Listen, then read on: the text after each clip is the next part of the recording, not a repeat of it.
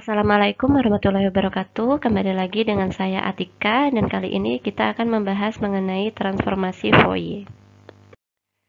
Transformasi Fourier ini merupakan kelanjutan dari transformasi radon. Jadi ketika kita membahas mengenai transformasi radon, itu berarti transformasi radon dan transformasi Fourier itu berarti adalah kita membahas bagaimana pengolahan citra digital, khususnya di daerah yang bernuansa komputer tomografi. Nah, tapi bisa juga diaplikasikan ke MRI dan lain-lain. Pertama-tama kita akan membahas apa itu citra digital. Ya, jadi citra digital seperti gambar-gambar yang berformat JPG, BMP, TIFF itu merupakan sebuah sinyal. Nah, contoh sinyal yang lain itu adalah sinyal ponsel, radio, TV, suara yang kita keluarkan, detak jantung, gerakan partikel, dan lain-lain.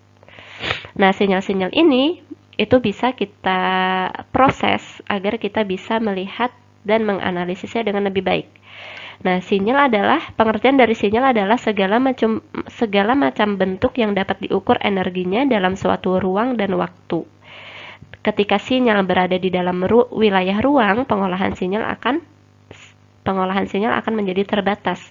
Tapi ketika ditransformasikan ke dalam wilayah frekuensi, maka pengolahan terhadap sinyal menjadi lebih praktis, misalnya filtering.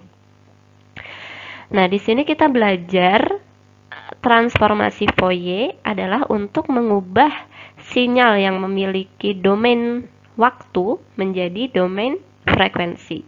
Ya. Jadi pada awalnya kita akan tuliskan di sini ya.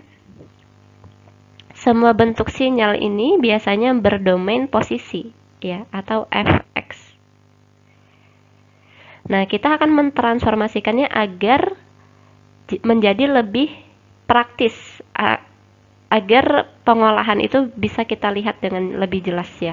Jadi dari domain posisi kita transformasi menggunakan transformasi radon itu menjadi memiliki fungsi waktu. Ya. Kemudian dari fungsi waktu kita bisa mengolahnya lagi dan mentransformasikannya secara Fourier ya, yaitu menjadi fungsi frekuensi. Ya. F omega ini adalah fungsi frekuensi. Oke, dan ini adalah sejarah dari transformasi Fourier. Jadi transformasi Fourier itu ditemukan pada tahun 1822 oleh Baptiste Fourier. Dalam penelitiannya, Fourier berhasil menunjukkan bahwa semua fungsi yang bersifat periodik atau sinyal dalam waktu dapat diekspresikan sebagai fungsi penjumlahan atau integral trigonometri sinus dan kosinus dari berbagai frekuensi. Tidak peduli bagaimana rumitnya bentuk dari sebuah sinyal, selama sinyal tersebut periodik dan memenuhi beberapa kondisi matematis, maka sinyal tersebut akan dapat direpresentasikan dalam penjumlahan fungsi sinus dan kosinus. Nah, kita akan bahas di slide berikutnya. Oke, nah di sini kita akan membahas apa itu fungsi periodik ya. Nah, fungsi periodik yang selalu bisa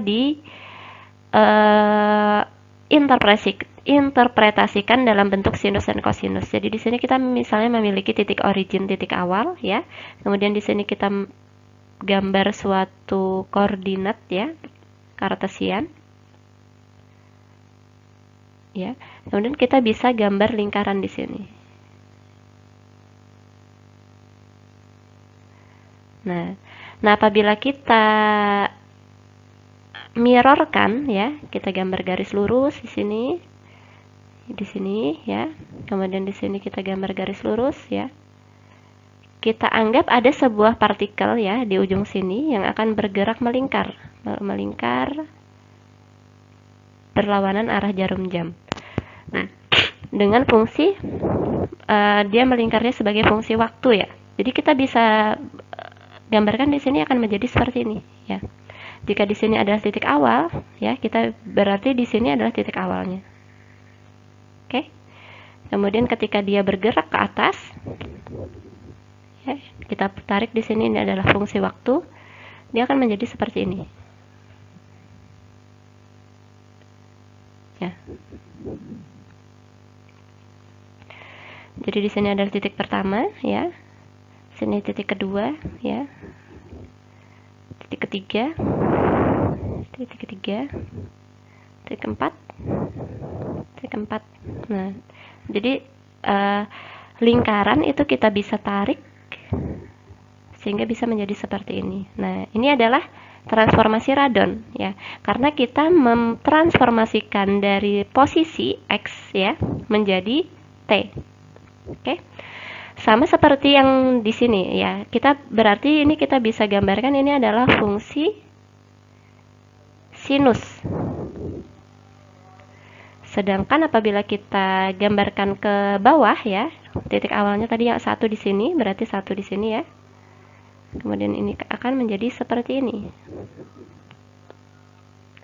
Ya, yang mana yang grafik di bawah ini merupakan fungsi kosinus. Ya. Jadi kita sudah mendapatkan bagaimana caranya kita mentransformasi dari fungsi X secara sederhana menjadi fungsi time, waktu. Nah, sekarang untuk transformasi Fourier kita akan bergerak dari fungsi waktu ke fungsi frekuensi. Ya. Nah, ketika kita sudah mendapatkan grafik fungsi waktu ya, maka kita bisa menganalisisnya lagi ya. Jadi di sini misalnya kita anggaplah jari-jarinya adalah R ya. Nah, maka ketika di sini R, di sini min R ya. Min R. Nah, kita anggaplah ini T-nya ini tak terhingga ya. Tak terhingga. Sehingga apabila kita transformasikan fungsi T dari fungsi sinus ini ke dalam fungsi frekuensi, itu akan menjadi seperti ini ya. Ini adalah omega. Ini akan menjadi sinyal yang ada di sini akan tinggi. Ya. Dimana yang sinyal ini adalah R. Dan di sini adalah minus R. Jadi harga berapa jumlah harga yang didapatkan oleh sumbu Y pada fungsi T ini, itu akan menjadi harga di fungsi frekuensi yang ini. Nah, dari gambaran di atas, maka kita bisa mendapatkan berdasarkan teori yang dipaparkan Fourier, sinyal apapun sebagai fungsi penjumlahan dari sinus dan kosinus ya. Kita bisa lihat ini, grafik ini merupakan fungsi penjumlahan dari sinus dan kosinus, yaitu Ft sama dengan setengah sin T plus cos 2T, di mana T merupakan periode waktu yang ini. Nah, kita bisa jabarkan ya, sehingga dia bisa diketahui berapa jumlah amplitudo minus 0,5, berapa jumlah amplitudo 1, berapa jumlah yang memiliki amplitudo minus 1,5. Sehingga nanti akan tergambar seperti ini.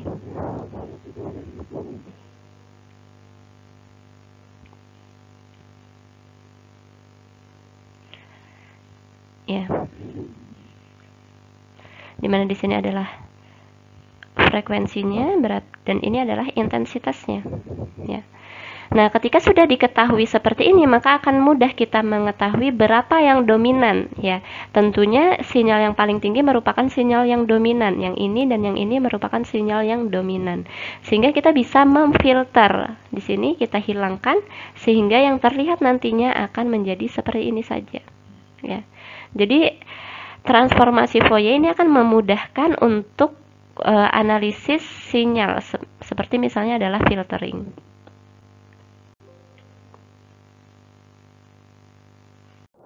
Berikut adalah rumus umum dari deret Fourier.